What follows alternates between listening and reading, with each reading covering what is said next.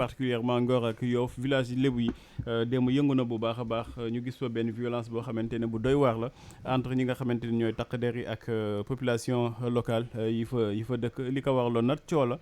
ci suuf boo xamante ni dañ ko doon xëccoo mujj nañ si am nag ay solution mais laata sax ñi ñëw ci solution yi ci violence yeeg yu ni mel laa bëgg ñu taxaw ci bu baax a baax Moustapha Diop. Pape Makhtar man regret bi may njëkk am ci li xew Ngor comparaison n'est pas raison mais dafay mel ne lii xew par exemple bande de Gaza xam nga bande de Gaza fu mu nekk ca diggante Israël ak Palestine ñu koy xëccoo li mu bëgg wax foofu mooy du point de vue couverture médiatique li xew Ngor ni mu waroon a feeñe dans les médias dëgg-dëgg feeñewu ko fi te gis naa ne ñu bari reproché nañ ko les médias bon c'est vrai je me dis quelque part que les médias auraient dû mieux faire parce que quand on te dit il y a autant de violence dans la capitale ça doit plus intéresser les médias mais dafa am benn affaire bu ma ci seetlu mooy daanaka difficulté la pour les journalistes de savoir ce qui se passe à Ngor. Pourquoi? Parce que Ngor était complètement fermé pour ne pas dire coupé de Dakar. Oui. Coupé de Dakar. Les quelques journalistes yi nga xam ne ñoo aventuré wu dugg Ngor jéem a xam la fa xew violence lañ mujj teg ci seen kaw. beneen bi mooy c'est le reproche démb toute la nuit man j'ai suivi ce qui s'est passé là-bas après à Yoff notamment même Ouakam da nga gis souvent dañ naan pourquoi les médias duñ ko wane or Pape Makhtar jafe-jafe bi am ci yu mel noonu mooy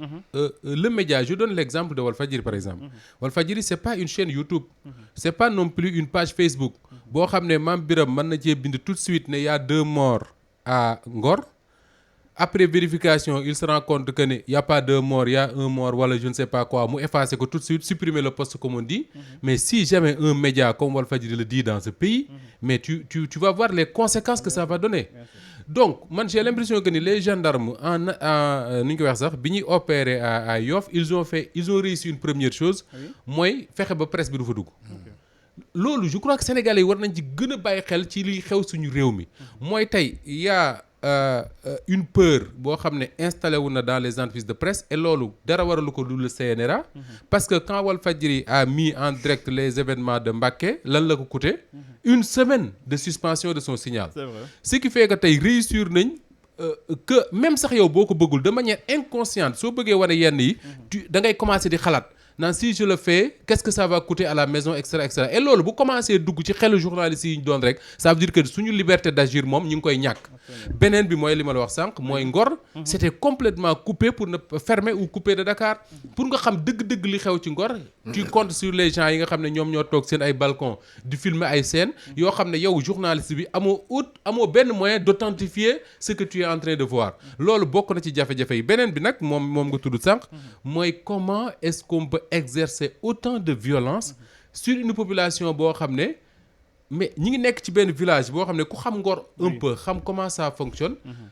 pour nga dugg fa rek en temps normal dafa am yoon boo xam ne fa ngay jaar su fekkee ne dañ koo tëj kenn mënul génn kenn mënul dugg ñu naan la y a des blessés y a des ceci y a des cela man j'ai vu des images de gens yoo xam ne dañ leen joom a évacuer par la mer mais tu te dis mais comment se fait-il que ça se passe à l'intérieur de Dakar te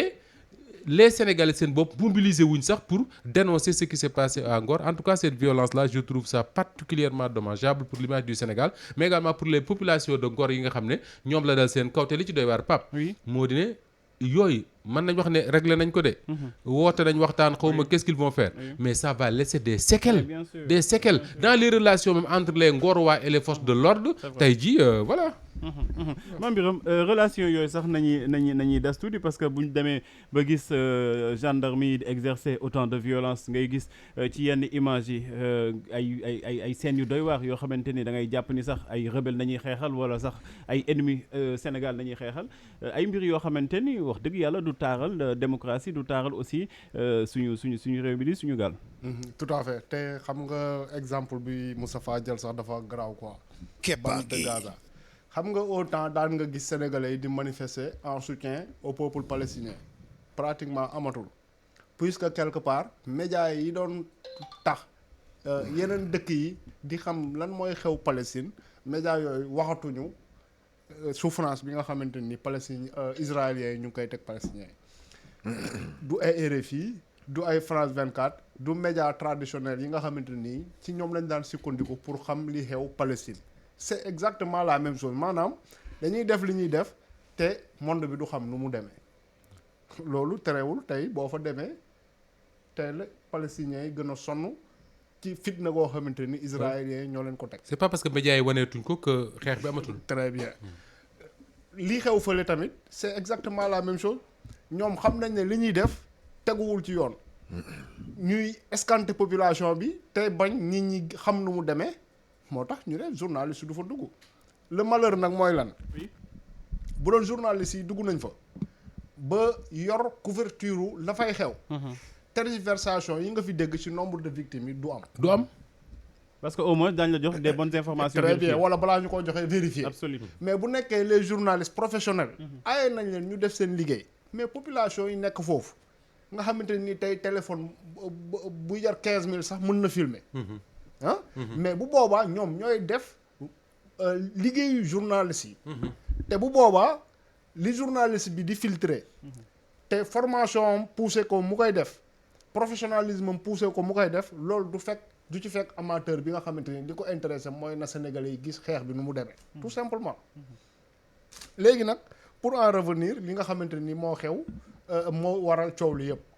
xam nga ñu ngi naan ay le président de la République recevoir na démb ci guddi. ay jëw ay kilifa Ngor pour ñu waxtaan xool nu ñuy trouver ay solution mais li xew Ngor est-ce que démb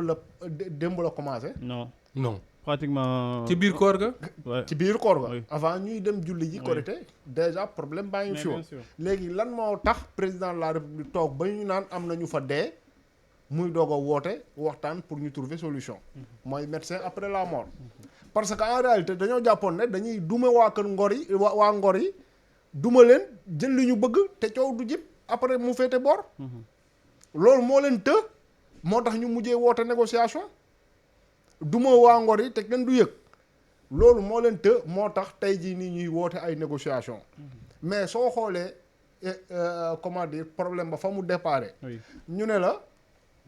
may déglu kenn ku bokk Ngor Debout mouvement Ngor Debout mu ne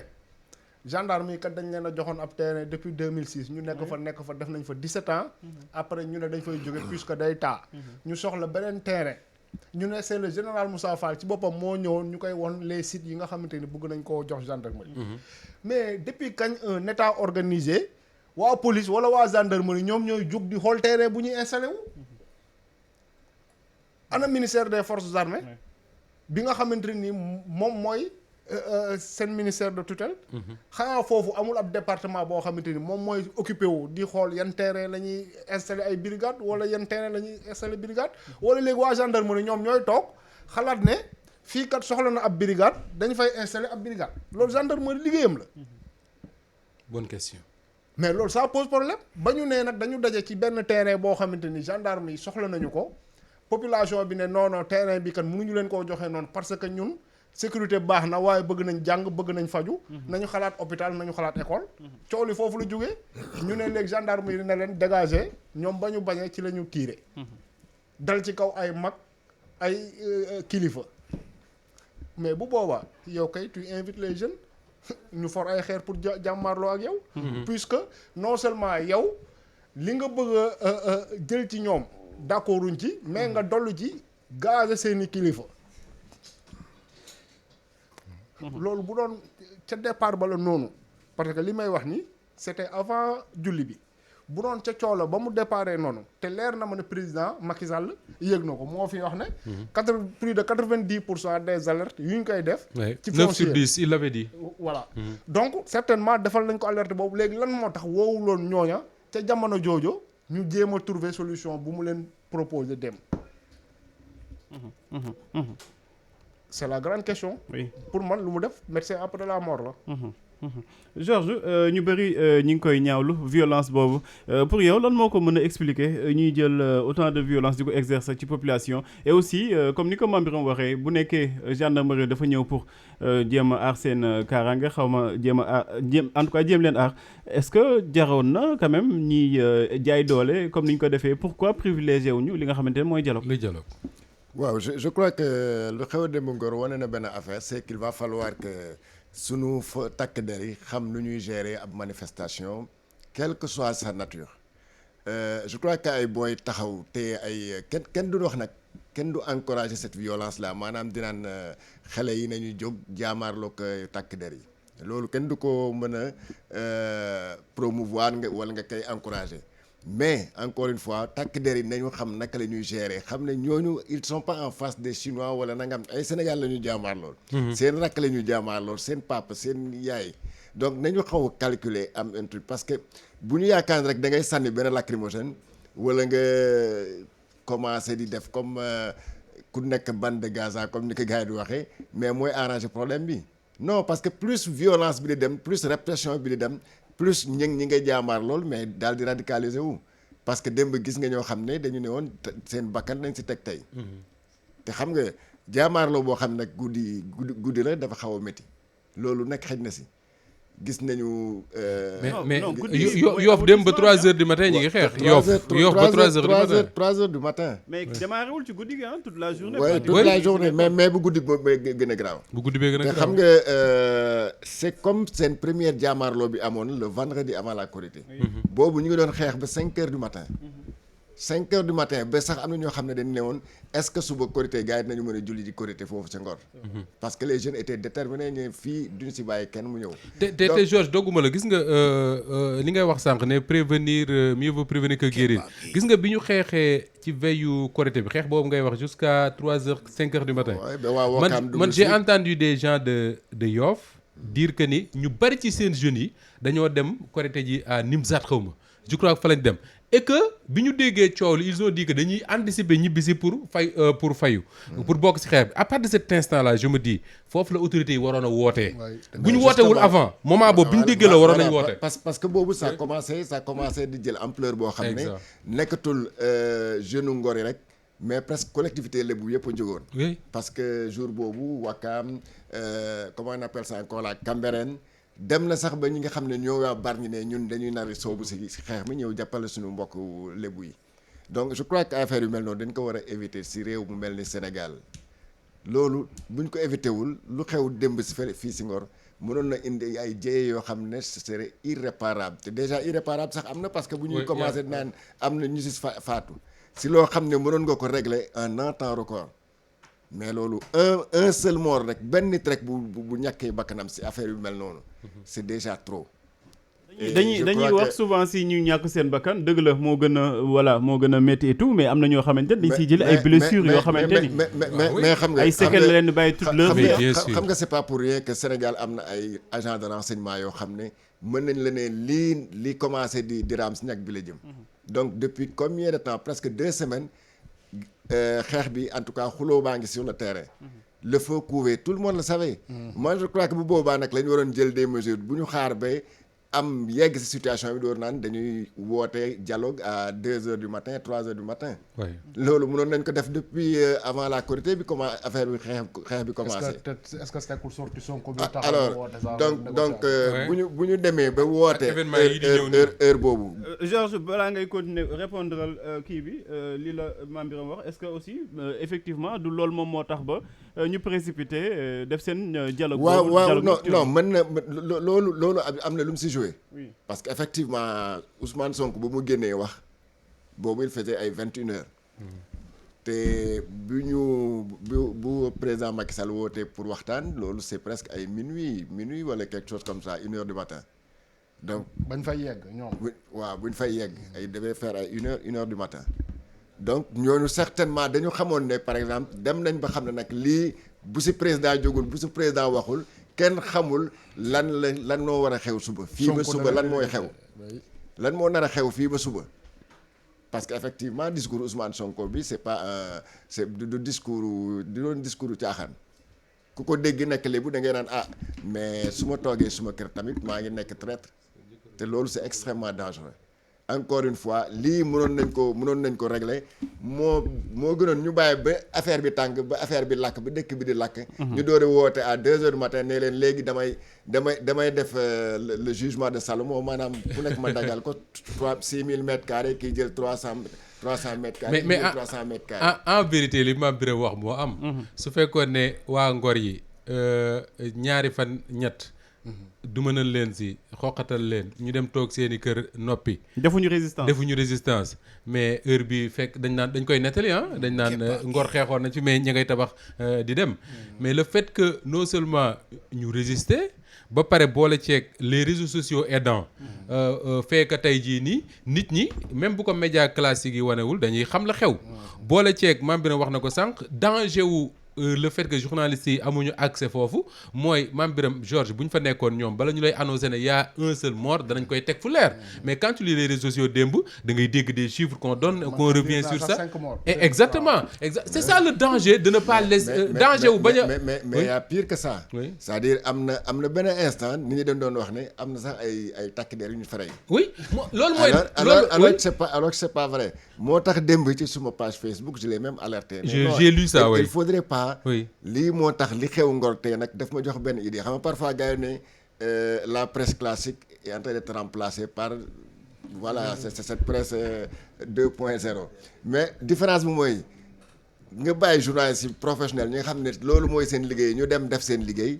moo gën a fiable parce que journaliste bi bu nee sur le terrain lu mu gis balaa du jàpp téléphone am rek daal di yónnee ay image ñu naan wala am na wala amul dem nañ ba le ministre de l'intérieur génne benn communiqué di expliquer ni xale bi deewee am na xale bu jigéen boo xam ne 15 ans la am. non mais explication yooyu ban valeur la am. non moo tax mu ne rek. ban valeur la am déjà moom si di joxe ay explication déjà moom nu mu ko bindee sax conditionnel la ko bindee. maanaam wóoru ko. lu muy wax rek wóoru ko. double conditionnel. waaw double conditionnel. donc lu muy wax wóoru ko d'ailleurs dafa ne kii bu mu joxe explication bu mu joxe peut-être que xale bi dafa doon lab. après benn hélice moteuru gaal gi laal ko lay demee noonu voilà bon mais loolu lépp nag kooku kan moo ko mën a nangu mën nga ko dégg bañ ka nangu mais bu fekkoon ne am na ay témoins yoo xam ne ñu ngi foofu te ñu may leen ñu mën a def seen enquête peut-être il n'aurait même pas besoin s'il y avait des journalistes surtout c'est aussi simple que ça si les journalistes étaient sur le terrain di def seen liggéey luñ fa wax du ma ne lépp dëgg lay doon mais weddi ko dina jafe. muy beneen bi mooy Pamata. mais Moussa Ba ci journaliste yooyu balaa ngay sori. lan moo tax